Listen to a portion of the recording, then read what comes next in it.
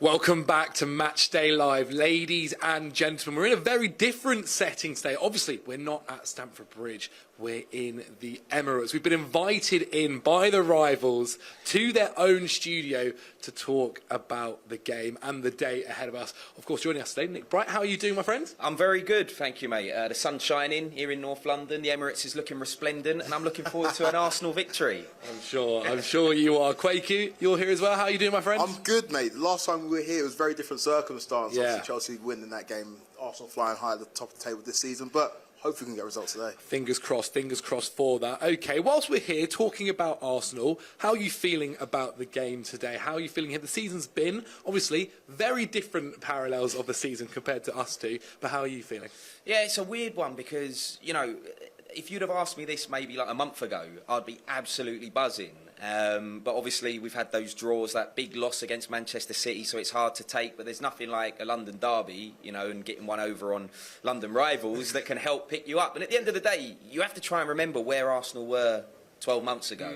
You know, if you'd have told any Arsenal fan that we'd be pushing Manchester City for the Premier League title, they wouldn't have believed you. So I'm trying to cling on to that, but it's still a little bit hard because of what happened up at the Etihad last week. Indeed. Quaker as well. Look, I know how seasons have gone for Chelsea so far. Not been amazing, but this is a derby. This is arguably one of the big ones for us. Arsenal versus Chelsea at the Emirates. One of the times Frank Lampard was previously here, he managed to get a victory. That rivalry is still as big as it is, no matter where you are on the table. Huge rivalry. You say Frank Lampard's tenure as Chelsea manager before, where we got the win. Jorginho, of course, scored on that day. He's now playing for Arsenal. But yeah, it's always a big game. It's seven years to the day as well since Battle of the Bridge, of the time that we stopped another North London rival from winning the Premier League. So hopefully you can replay that circumstance here today and get a result, because we know that we need it desperately. Amazing, amazing. Yes. Now, of course, another player we need to talk about, we mentioned him there, Jorginho. Yeah. He switched from the blue side to the red side. How have you found he's kind of settled in North London? He's not had that many opportunities in the first team.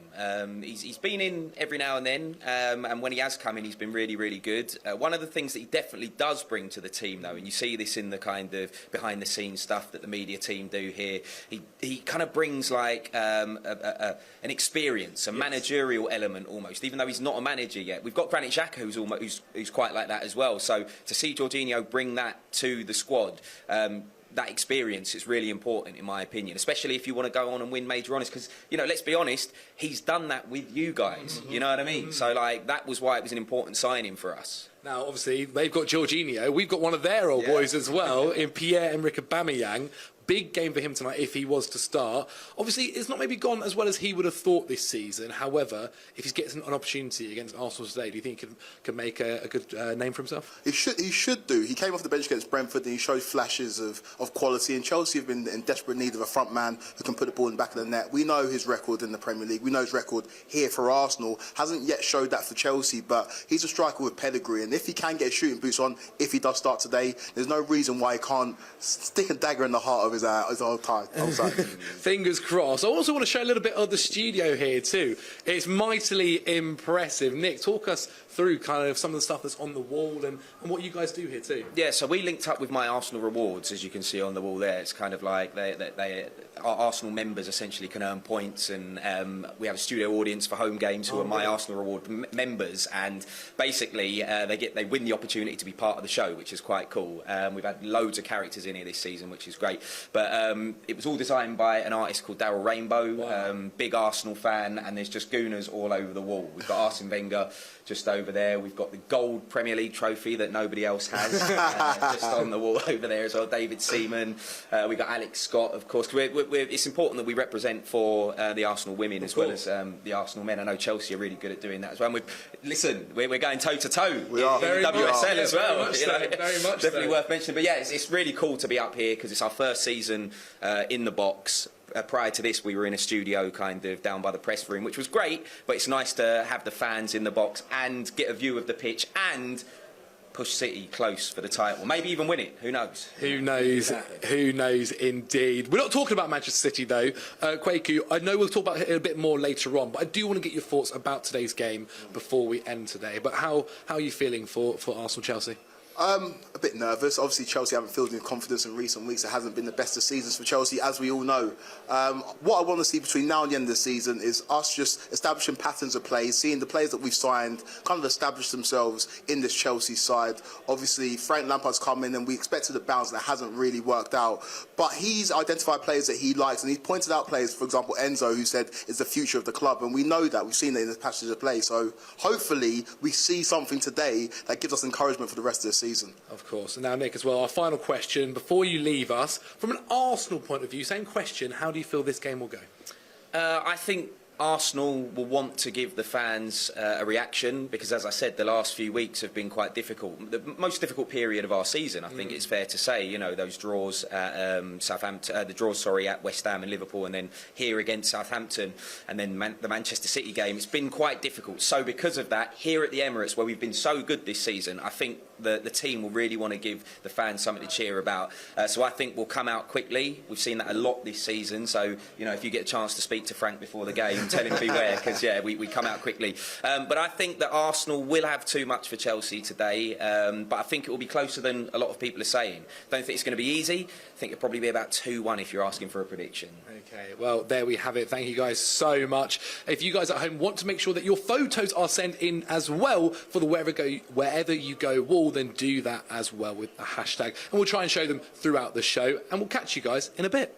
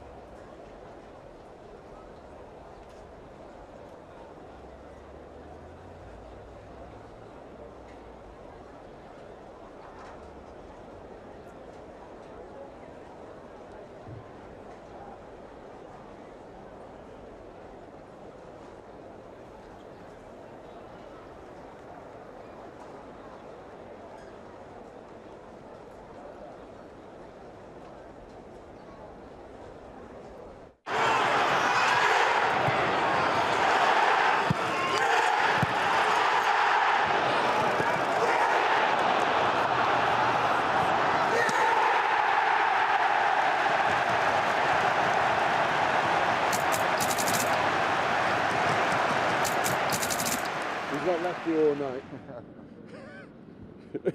Now he's leaving me alone a little bit. You're trying to get me sent off all night. Yeah. Right. You've not left him all night, so you had to do it together. He's trying to get me booked all night, wasn't he? To be fair, I'm just glad I weren't playing against him week after week. How was it for you? It was good. No, a lot of emotions and a tough game, but with good players and good people, so always good.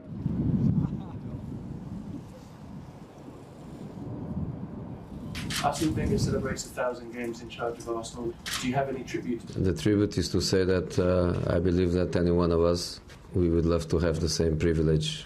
A fantastic club in the way they support the manager, especially in the bad moments, and especially when the bad moments were quite a lot. Do you regret the specialist in failure comment from earlier in the season about Arsene? If you ask him if he regrets the comments he made, I would answer you. But because it's an isolated question, I don't answer. Next question, please. Arsene Wenger has never won in 10 contests against you.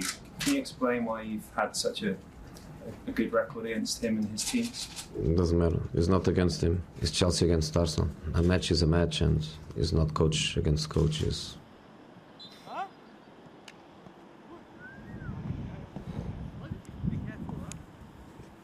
I don't want to get any cars. Yeah. I don't want to get any car regs. Right. Yeah, exactly. So David, first of all, can I get your reaction to the interesting Champions League draw? Sure. I think it was good. Now we play against PSG, fantastic club, fantastic players. So it will be an interesting game. And what's it going to be like coming up against Thiago Silva? Bit strange, is it? It's a bit. I think he's my really good friend. Different feeling. Normally I play together and then I need to play against.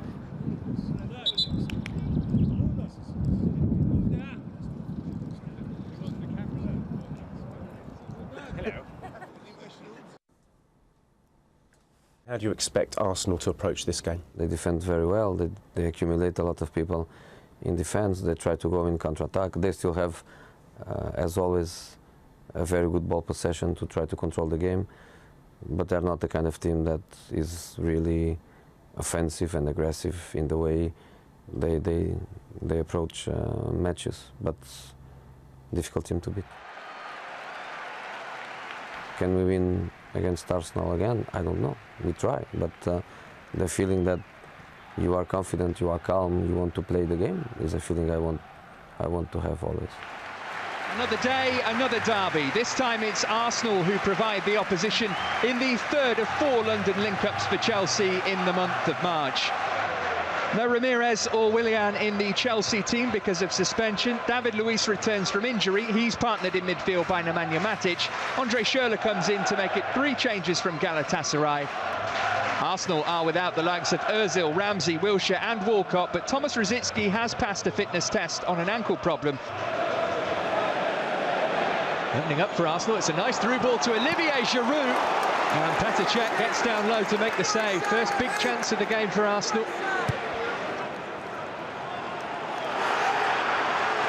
Eto's onside here. Samuel Eto'o!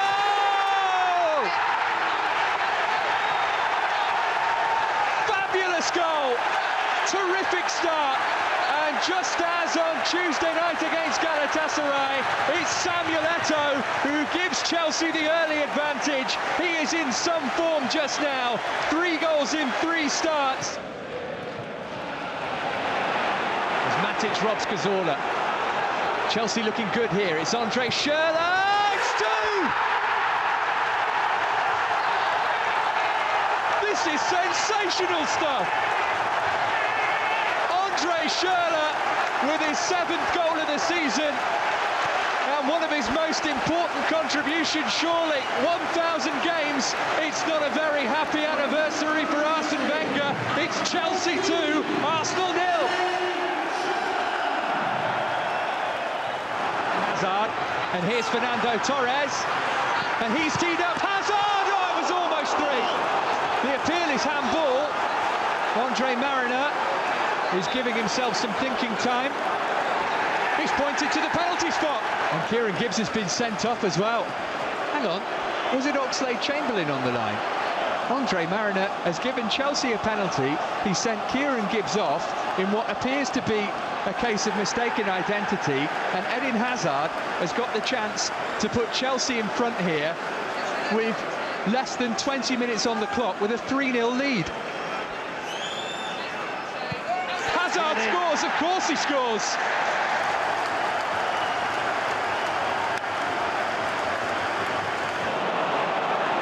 Chance for number 4 maybe here, forced wide. Options no. One of them's Oscar! It's 4. Torres teed it up. Oscar put it in from inside the 6-yard box. This is a day that is turning into one we shall never forget. Oscar, 5-0!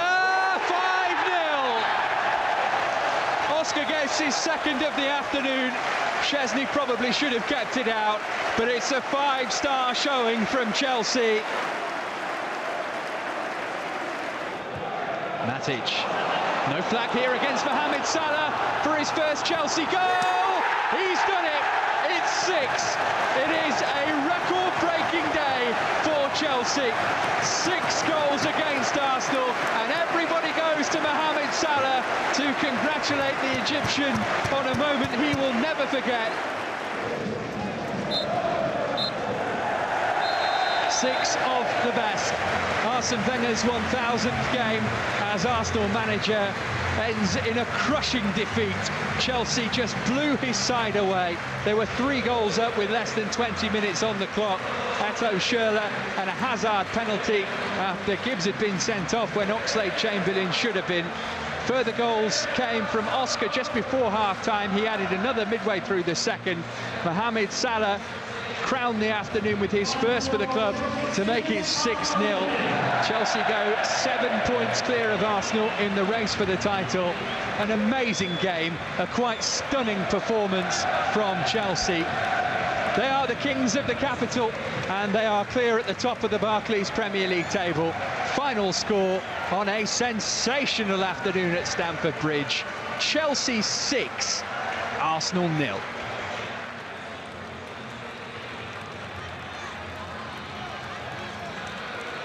It's a lovely way to celebrate your 50th Premier League game.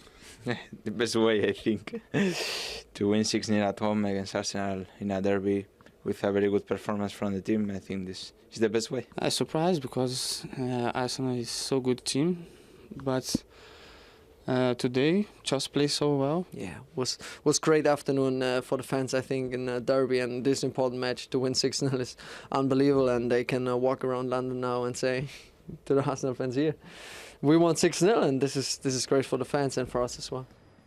Some people, especially some red people, will speak about the red card that left Arsenal with 10 men, but I prefer to keep the first 10 minutes, 11 against 11. I think the message with the 2-0 was clear, and after that penalty, red card, and even worse for them. Well, thanks very much for joining us. Congratulations. Good luck at Palace next week. Indeed. And hopefully that'll be 3 more points. There's no midweek game. Saturday? Yeah. But Paris plays Friday. Paris plays Friday night. That's what you're saying, yeah.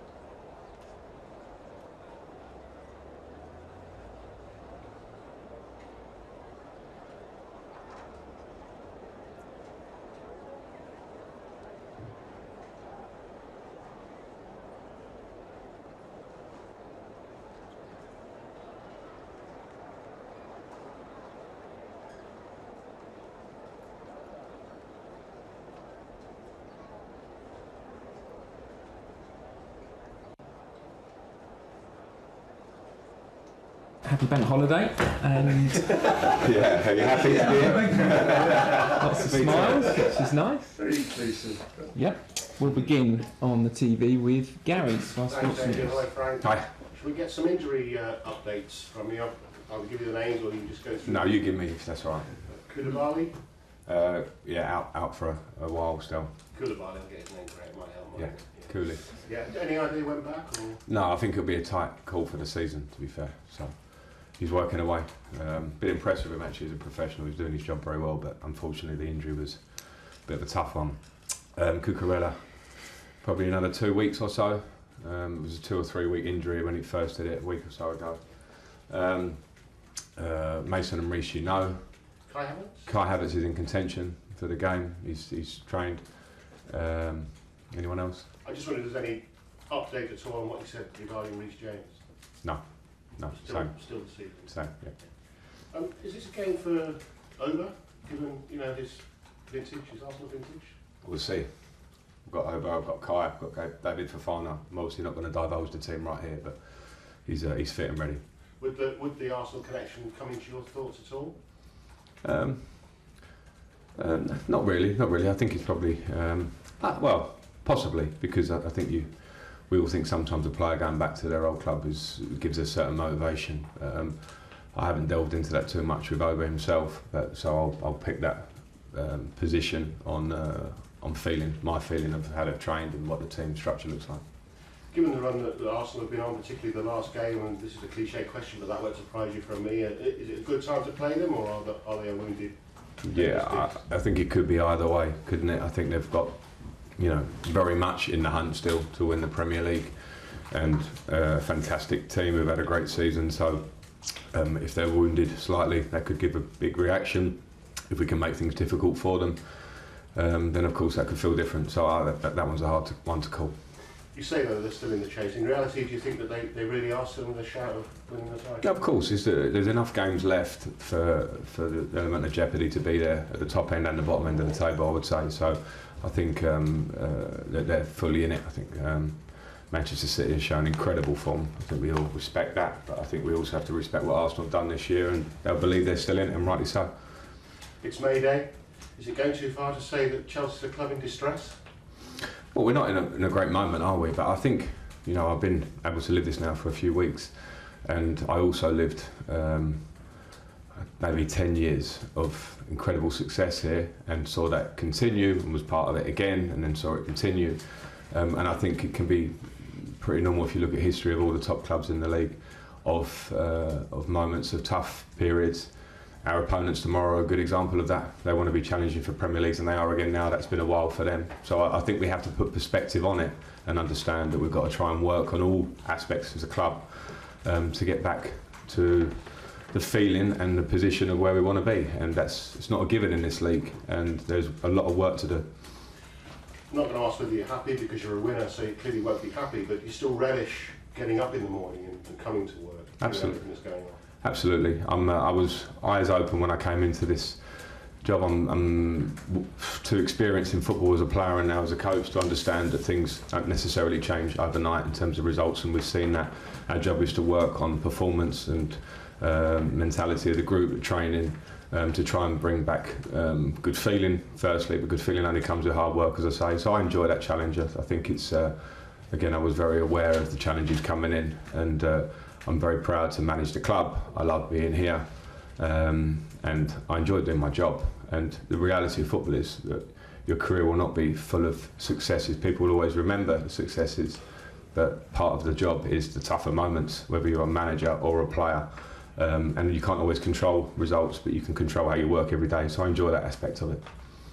Paul, PLP. You said, I think the other day, the players seem about 20% down on confidence, and you've just said about the great success you've seen here over the years. Have you ever seen players here, a dressing room here, so low?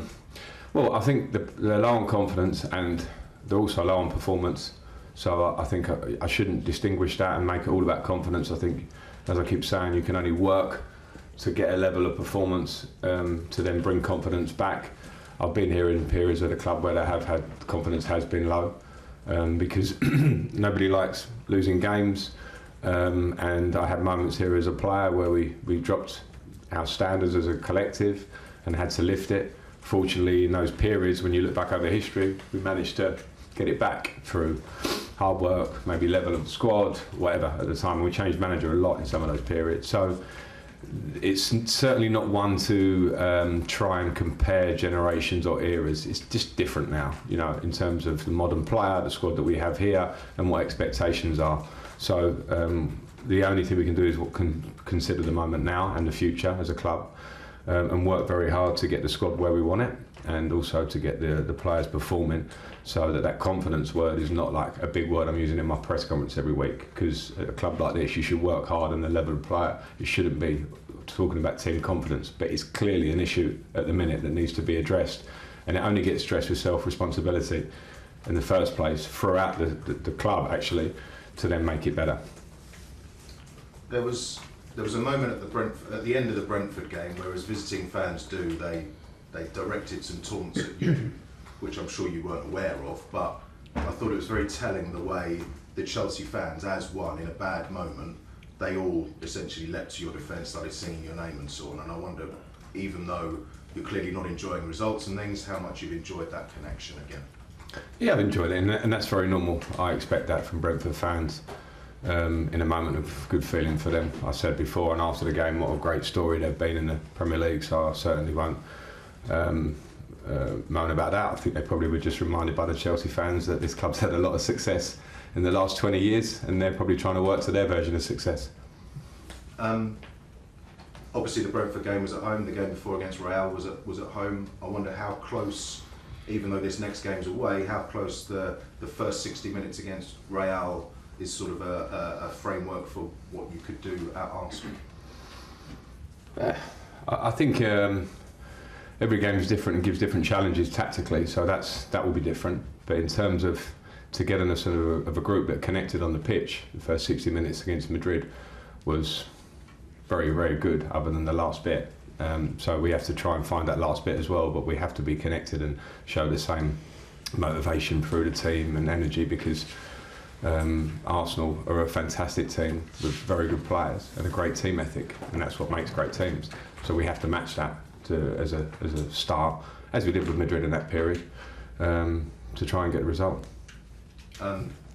Just finally for me, there's talk that because against City, Arsenal perhaps struggled a bit in the middle of midfield, Jorginho might come in. What are your memories of working with him?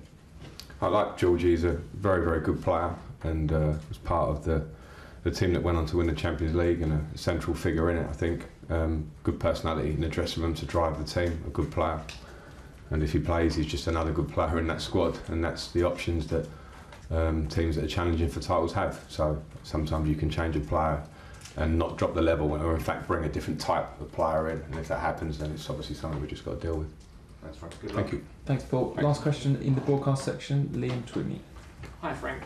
Arsenal made a massive leap in performance this season with probably the youngest team in the league.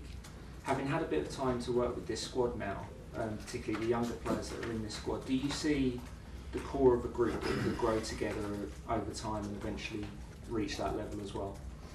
Well, I think it's interesting to compare the Arsenal story, because we all had a little insight into Arsenal, didn't we, in the Amazon series, and I think when you see what they're producing now, and myself as a football person, the interesting thing about watching the series and maybe seeing before that, I went up against Mikel when I was a Chelsea manager in that first year, was that there's a long process to sometimes get to where you want to get to. And if I remember playing against Mikel's teams in that early stage, which were sometimes 5 at the back, sometimes 4, sometimes they build with a 4 and then they defend with a 5 and all these things. And now they have a very, very clear identity, and they have a clear, through recruitment, a change of squad, pretty much team completely, other than maybe the players that have come through, and obviously you always need academy players to come through at a high level when they've had that. But there's been a lot of work to that, through Mikel, through the team, through alignment, through good recruitment. And if we talk about it as just happening this season and it's come overnight, I think you have to go back to the beginning and all those tougher periods. So I think, do we have the possibility to do that? Yes. Will it take a lot of time and good decisions along the way? Absolutely yes. But you can get there, but of course those things have been probably a credit to Arsenal, because I saw, and you remember the times when the manager was being questioned quite a few times, the owners were being questioned, the players were being questioned, and that process can take 2 or 3 years, which it has done. And within that 2 or 3 years, you've got to make a lot of right decisions to keep working in a good way. And to be fair, from a coach's side, I think it's a great thing to see a club stick with a manager when maybe at another club they may have changed manager 2 or 3 times. I think they're a great example of that done well, and a part of the answer as to why they're where they are now. As I say, alongside very good coaching and good players. Thanks. Okay, thank you. End of the broadcast section. Cameras off, please.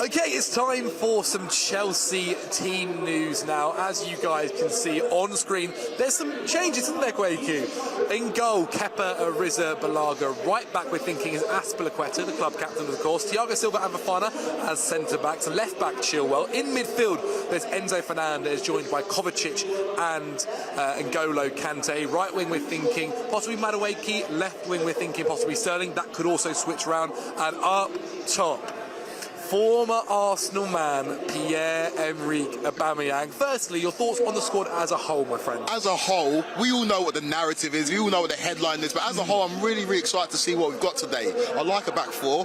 I like the fact that we're going for it. We're matching Arsenal up man for man. It's 4-3-3 versus 4-3-3, we believe. Yeah. And so I'm expecting to see an attacking Chelsea performance with a focal point up front in Aubameyang. Indeed. Well, you mentioned there, look, Pierre-Emerick Aubameyang, arguably his highlights of his career, some of his best times was on this turf as a home pitch for him in an Arsenal shirt. He then went to Barcelona. We now have him. He's been picked to play against his former team. Now, I think when he left here, a lot of fans, it was ended up being a decision by the manager. I think fans were kind of indifferent towards him in the end. They appreciated what he'd done, but it was time to move on. We've now got him for Chelsea. He's not featured lots so far this season. How big can he be in this game? It's easy to forget how good of a striker Aubameyang was or is. He filled the number 14 shirt for Arsenal for a number of years. Obviously, we remember him scoring against us in the FA Cup final. He's a man with pedigree. He's a man that can score goals. And when he came on against Brentford midweek, he looked sharp. He looked like he had a bit about him. Frank's talked about him in the press conference, so I'm not shocked to see him start today. I'm expecting to see him have a very, very good game, especially against Kivior, who makes his first start in the Premier League for Arsenal. 2 left-foot centre-backs. I think Aubameyang can maybe find some space, run off he's obviously not got the pace he used to have, of course, but run off the centre-backs and cause a nuisance, to be that focal point for Chelsea up top. Well, you mentioned that focal point there. I think something that Chelsea have possibly missed over the past couple of games or weeks or possibly months is maybe that kind of focal point up top. You look at Arsenal right here, they have someone in Gabi Jesus or Nketiah when they're on the pitch, and Chelsea have been really unfortunate with injuries. Broja, you think what could have been this season if he didn't have that season-ending injury, unfortunately. Hopefully he's got on his speedy return very soon. But look, having Aubameyang, having that focal point, how does that change it for you in the formation, the way Chelsea want to play? Well, I think it's all down to the wingers and whether they're going to switch. If they're inverted, they're going to stick out wide, but they know that when they get the ball in the box, they've got a poacher who can put the ball in the back of the net. And so I think out wide, we're going to be a bit more dangerous, because before when we're playing maybe with a false 9 or haven't got a focal point, there's not that direct kind of man that we can get the ball into. But now with a striker up top, I think our wide players are going to find a lot of joy, isolate Arsenal's wing-backs or full-backs, and really cause some damage from out wide. Well, you mentioned our wide players today. Madueke is in the squad, really exciting to see. Raheem Sterling, the experience of Raheem Sterling. And you mentioned the full-backs they've got. Ben White, who's actually been one of the best full-backs probably this season. That's why Arsenal are where they are. And also Zinchenko, who arguably is one of the best signings of this season. How do you think they're going to be dealing with our wingers? It's going to be interesting. Like you say, Ben White deserves all the plaudits in the world. He's been very, very good this season. Zinchenko, on the other hand, in recent weeks has been questionable. So I think he can be got at, whether it's Noni or whether it's Sterling. I think if we can isolate him, make their wingers think about going the other way as well, then there's no reason why we can't cause them some problems in the wide areas. And the midfield battle as well is where the game probably is going to be won, the engine room. Jorginho's a man we're going to talk a lot about, and he's a man that we need to keep an eye on because he can dictate tempo. He's had a lot of good moments for Chelsea at this ground.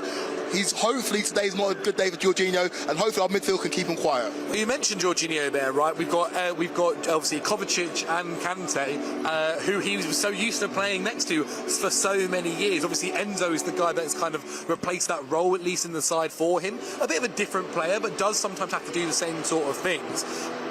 Who do you think it's going to be that's going to be kind of maybe targeting Jorginho to be onto him? Is that a Kovacic thing? Is that a Kanté thing? Who do you think it is? Well, in recent weeks we've seen Kanté play a lot further forward than the other midfielders, so I don't think it would necessarily be his responsibility, especially at this stage of his career.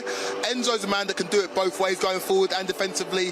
I think Kovacic will probably be the one keeping an eye on Jorginho and trying to just put out fires across that midfield. He does that very, very well. I like the midfield three of Kova, of Enzo, of Kanté. I think on paper it works. We haven't necessarily seen it come to fruition on the pitch. Hopefully today's the first of many good performances from those three. And Arsenal have a change up in their front line. Instead of Martinelli, it looks like Trossard is going to be featuring on that left wing. Bukayo Saka's on the right, Gabby Jesus in the middle.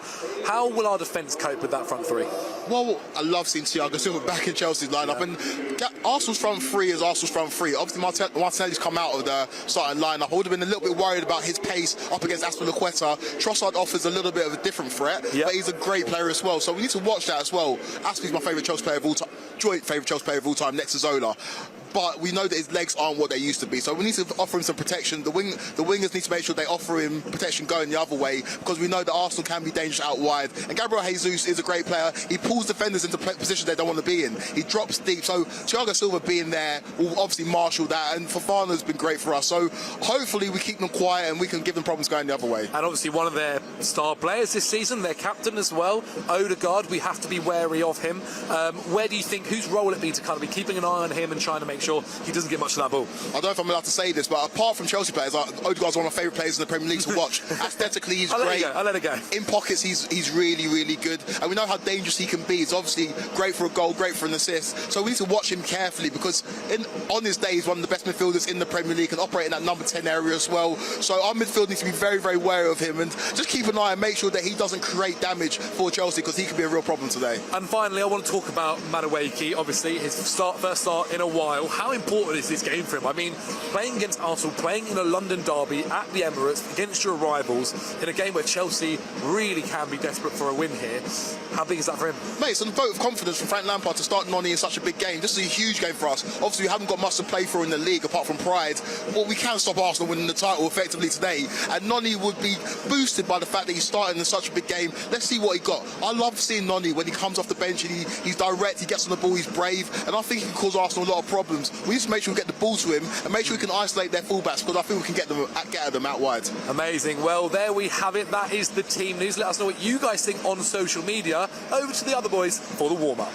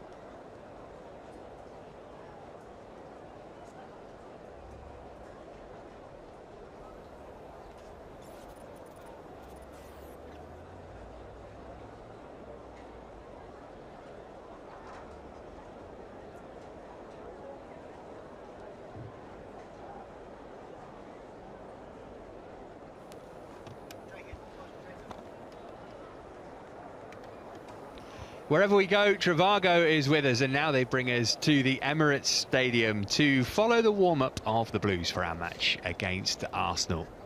Well, it is a huge game, isn't it, at any point of the season, in any season, but particularly for Arsenal and for Chelsea, albeit for very different reasons. Arsenal still in with a chance of winning the title, albeit if you consult the supercomputer, as Opta have done, they have a 6% chance of pipping Manchester City at this stage, apparently. So they certainly need to win tonight. Anyway, it's Matt Davis-Adams, joined by Jason Cundy and Pat Nevin. We're going to have full match commentary later. Before we get into that, though, let's have a brief scene set. We're seeing, Jason, the players warm up, particularly Pierre-Emerick Aubameyang. He's not had a good Chelsea career thus far. This much we know. He had an excellent Arsenal career. What sort of motivation is there when you come back to, not just coming back to face an old club, but to one that you left under a cloud? I mean, he was forced out of Arsenal. And don't forget, good evening, everyone. Good evening, Matt. Good evening, Pat. Yes, he left under a cloud, but don't forget that the fractious relationship that he had eventually with Arteta, that was the reason that he eventually moved on. He went to Barcelona, and there were words in the press afterwards. He let it very well known exactly how he felt about what was going on, and he wants to come back and prove a point. You know, that he has got something to prove. Fitness levels, is he going to be up to what the demands of what this game is going to actually require today? Who knows? But yeah, look, he looks relaxed. He's smiling. If he scores today, well, I mean, there's going to be a huge reaction somewhere. Kind of feel like this is the kind of thing that's fate when players come back and do this, right, Pat? It can be, but he's got to be hungry. If we are not hungry for this game, we could be in trouble, and that from Pierre all the way through to the back of the team. So, you know, be smiling, but also be hungry.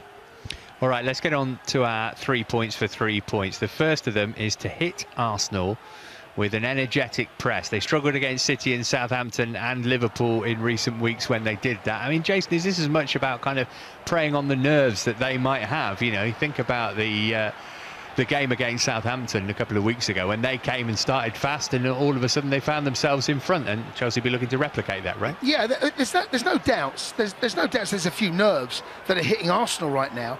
And we're coming into this low on confidence, and you know, if you can draw something from what we've seen other teams do. Remember, it wasn't that long ago we saw Bournemouth go there and start high, start this intensity, play the ball out wide, get bodies in the box, and they crumpled. Eventually they come back to win the game 3-2, but I think Arsenal probably going to be looking to do something, maybe expecting that, but right now when you look at Uber up top, look, are we that type of team? How can Frank get that message across? Are we that team? Are you going to have Cover coming in? Are you going to have Kanté? We tried that a couple of times. We've seen Gallagher and Kanté playing higher up the pitch. That hasn't really worked, you know. And this is a squad of players that Frank is still trying to find the best formula. And we're seeing him start tonight. There's going to be matchups all over the park. We've got Aspie in behind. Do you want to isolate Aspie? Do you want to leave him 1v1 with Trossard? Not too many times. Is Madueke important in this kind of high energy start we're looking for, Pat? Because with the best will in the world, Raheem Sterling and Pierre-Emerick Aubameyang, not as quick as they once were. So Madueke is going to be important in that high press, right? I'm brutally honest with you, I really hope we don't do that. I don't think we have got the personnel up front that can do a high press to the level you need to do it at. Against a team like Arsenal, who have got decent players and can miss it out as well, I think we need to be a lot cuter than that today. When we played, you know, when the game against Real Madrid, when we did that, how good was that for an hour? It was brilliant for an hour because we had everybody. We had Connor playing in that game, and if you had, you know, if Mason Mount had been fit and available to do his win, you've got Kanté can do that, Kova can do that. We've got players that can do that, but I'm not sure the team that's picked tonight is a team that's doing that. So it may well be that we might have to sit off for periods, and then it's really winning the midfield if we possibly can. And I look at our midfield and I like our midfield. I do like our midfield, and if we can stay, you know, say Kanté, are you back to your best? Well, he looked it to me against Real Madrid, which is really exciting. And Kova, I mean, he will always run for you all day long. And I think with those two beside him, I think Enzo will think to himself, actually, this feels good. Are we thinking more out of possession, it's a 5? You know, we expecting Sterling, Mediweka just to be the extra protection there, a nice narrow 3, and then looking to perhaps have the space and pace out wide and try, if we can, get in behind their fullbacks. Yeah, well, that kind of links into point 2, I think, which is to stay compact between the lines. You know, Brentford had some joy playing through Chelsea's midfield, a bit too easy for them. Arsenal will look to exploit that. So that compactness, Jason, does that involve people defending when they need to as well as attacking when they need to? Yeah, and do you know what? So Partey's not playing, Jorginho's in there, right? So we know what Jorginho's like. Out of possession, on a 1v1, he can be a liability. In possession, loads of time, loads of space, he can pick passes. He's a baller. The Xhaka one alongside him, so Xhaka's role has changed. So he's now more of a number 8.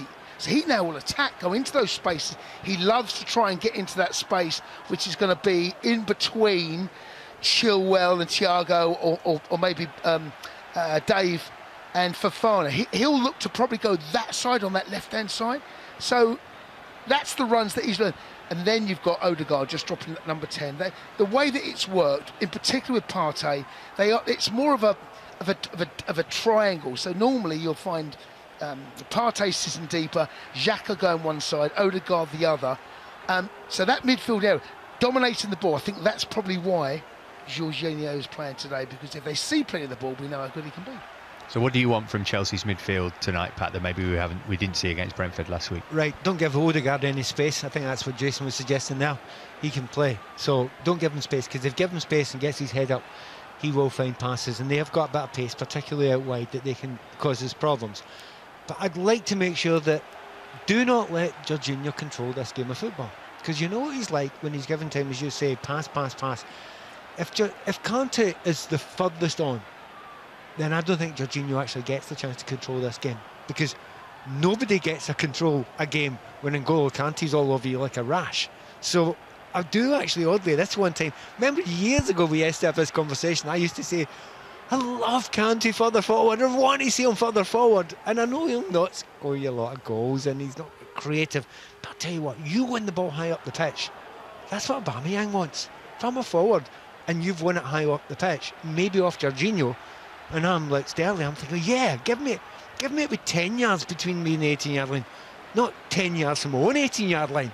And that's what I want to see from that midfield tonight. I want Kanté to push on as much as they can, Cover to push on, but Enzo, you've got to be clever tonight, because you've got a big job covering the likes of Odegaard.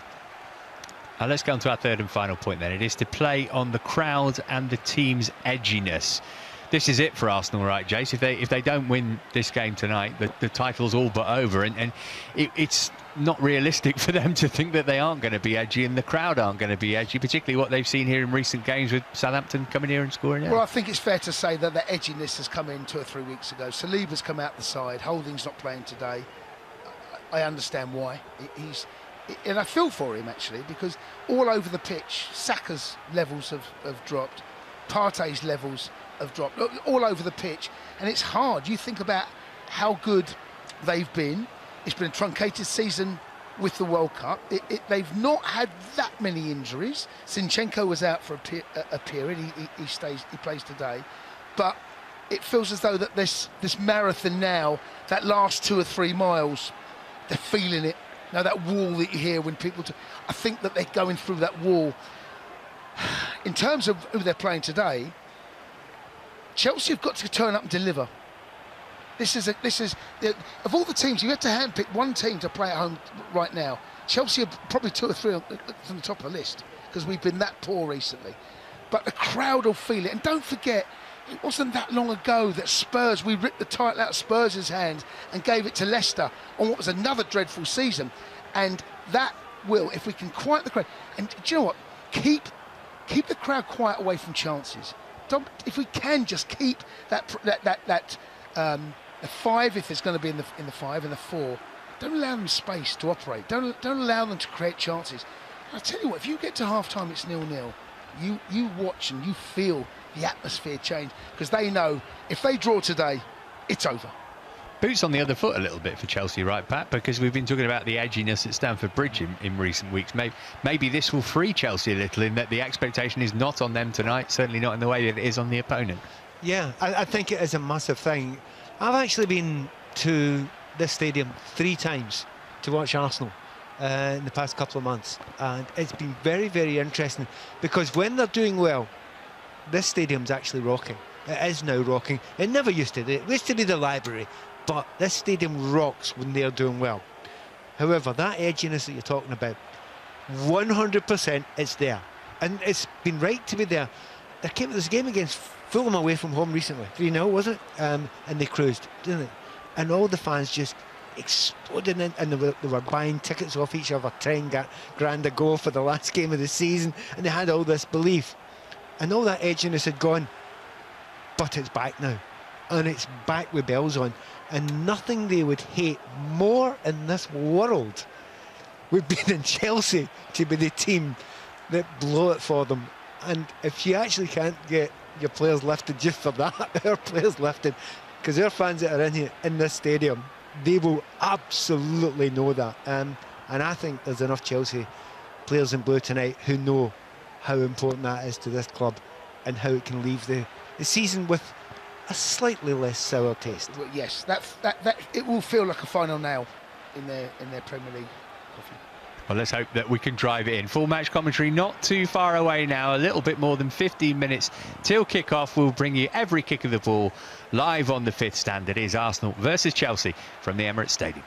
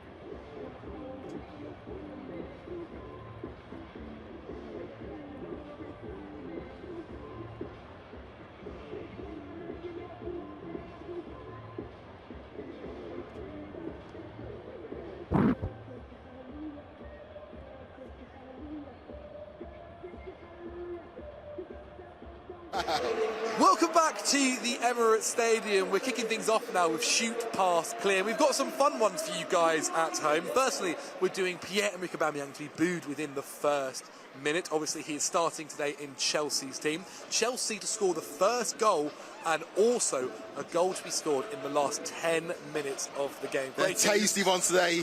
What have you got for us? What have you got for us? Okay, so we're going to score in the first minute, so of course Aubameyang's going to get booed. He's going to get the first goal. Okay. So that's going to be my shoot.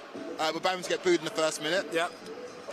Chelsea to score the first goal then obviously has to be our pass, and then clear a goal in the last 10 minutes. We'll be all wrapped up by then, so it'll be fine. Oh, very interesting. I mean, my own, I would be saying a Chelsea to score first. Yeah. Shoot.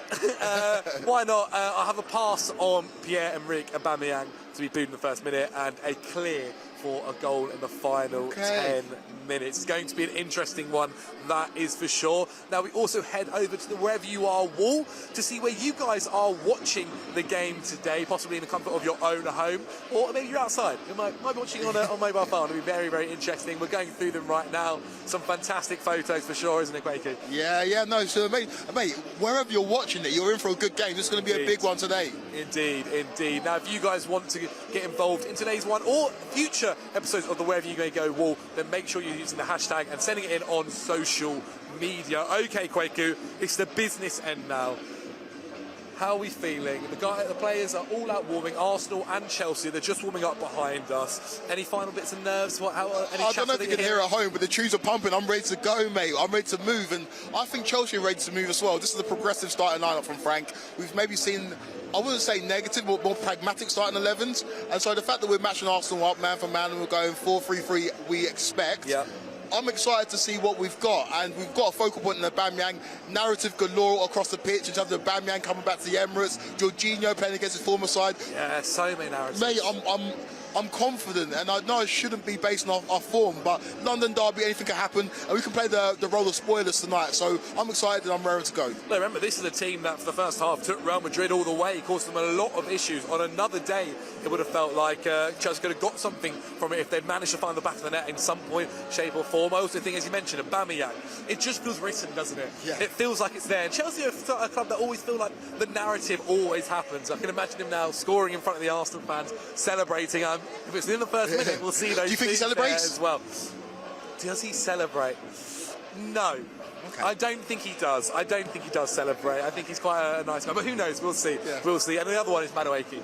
Yeah. I mean, what a way to announce yourself to the Chelsea fans if you have a fantastic performance for them.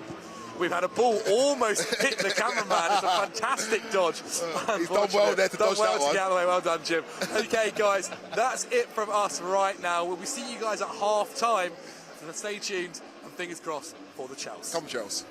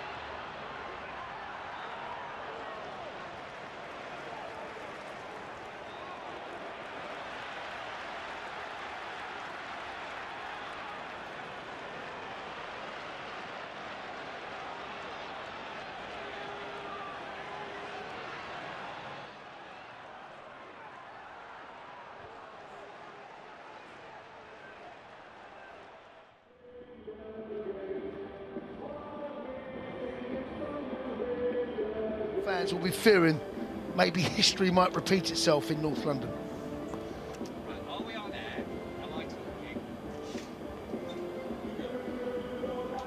Right, so it is Arsenal versus Chelsea then from the Emirates Stadium. Always a big fixture, no matter the time of the season or the state of the table, but the Blues coming here looking to bloody the nose of the Gunners. Let's get you up to date with the team news if you are late joining us. Chelsea with Kerr in goal. They've gone to a back four again tonight. Cesar Azpilicueta, Thiago Silva, Wesley Fofana and Ben Chilwell comprise it. In midfield, Enzo Fernandez and N'Golo Kanté and Mateo Kovacic with Pierre-Emerick Aubameyang and Raheem Sterling, partnered by Noni Madueke. As for Arsenal, they have Aaron Ramsdale in goal. Their back four, Ben White, Jakub Kiwior, who's making his first start in the Premier League, Gabriel and Alexander Zinchenko. Their midfield three are Ødegaard, Jorginho and Xhaka, with Bukayo Saka, Gabriel Jesus and Leandro Trossard as their front three. In terms of the substitutes for Chelsea, it's Loftus-Cheek, Havertz, Chalobah, Mendy, Gallagher, Badiashile, Ziyech, Felix and Mudryk. Arsenal's replacements, Smith Rowe and Nketiah, Partey, Turner, Martinelli, Holding, Tierney, Vieira and Reece Nelson. Our referee is Rob Jones. This is his 23rd game of the season. He hasn't shown a red card yet. Let's see if that remains the same. This is a fixture which has had a fair few of them in recent times. Pat Nevitt and Jason Cundy alongside me. Pat, we spoke in the build-up about Chelsea's approach to the game from the off. What about Arsenal? Do they come out all guns blazing and try and put behind the memories of that chastening defeat at Manchester City, or do you expect them to be a bit more circumspect? No, I don't think they will in any way do anything different from what they've generally done all season. I mean, I look at Arsenal very much as a mini City, mini Manchester City. You know, a lighter version of them. They don't change the system. They always do the same things if they possibly can. They can get Saka on the ball as often as they possibly can, Ødegaard on the ball as often as they possibly can. Jesus given the ball in the box to twist and turn and give them half chances. They know how they play, they know how they want to play. They will invert the full-back now and again, like Zinchenko. That will help a little bit as well. They will do their thing. So will they change? Will they be worried?